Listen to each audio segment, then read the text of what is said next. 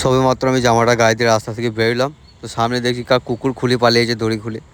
কালকে তো এই কুকুরটাকে মনে হয় টিভিতে দেখছিলাম, এই একই রকম তো। কুকুরটাকে এখানে তেড়ে আমি সোজা চলে এলাম পার্কে।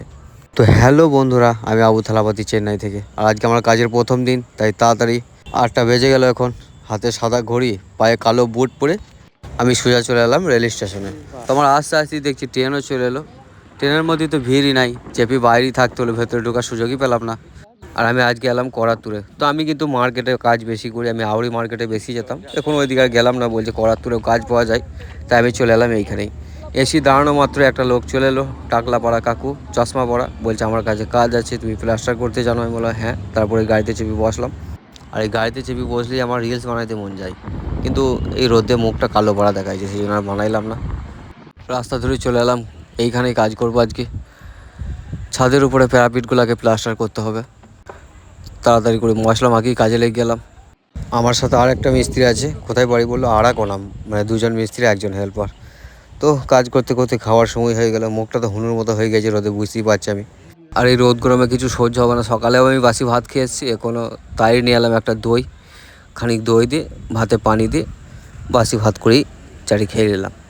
বাইরে কোথাও বসার জায়গা পেলাম না, তো সিমেন্টের বস্তাতেই ঠ্যাস দিয়ে খানিকক্ষণ বসলাম। মানে সব জায়গাতেই রোদ, একটা গাছপালা কিছু নাই এখানে যে কোথাও বসবো। খানিকক্ষণ ভাত খেতে গিয়েছি, মশলাটা রোদে শুকিয়ে গিয়েছে। তারপর আমি মাথায় লাল কাপড়টা লাগিয়ে দেখছি না, একটা কাপড়ে পোষাবে না, এই যা রোদ করেছে মাথাটা আমার গরম হয়ে গেছে, সেই জন্য কাপড়ের ওপরে আবার টুপিটাকে লাগাইলাম। খানিকক্ষণ আগে প্লাস্টার করে গেলাম, কীরকম শুকিয়ে গেছে, তোকে হাতে করে ছাড়ছে না। প্রথম দিন কাজ করতে একটু অসুবিধাই হলো, যন্ত্রপাতি ঠিক করে নাই, ছোটো রুষা আমার কাছে নাই, হারিয়ে গেছে। বড় রুষা দিয়ে সব কাজ চালাইতে হচ্ছে যেইখানে সেইখানে। যন্ত্র না থাকলে কাজ করে আরাম নাই, একটু বিরক্তি লাগে। তো কাজটা শেষ করলাম, তারপর মুখ হাত ধুয়ে আমি যেছিলাম, মাথায় লেগে কালো কাপড়টা পড়ে গেল, কালো গেঞ্জিটা তুলি দেখছি ধুলো লেগে গেছে। দেখে তো মুখে ঘুষবে আমার। কাপড়টাই খানিকক্ষণ আগেই মেলে গেছে, ওই জন্য একবারে ভিজি, তো তাই ধুলোটা লেগে গেলো, নাহলে বুঝতে পারতো না।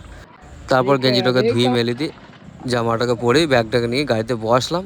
আর হাসছে হ্যাঁ হ্যাঁ করে, জামাটা ধুলাম, ওইটা নিয়ে সারাদিন হাইবে।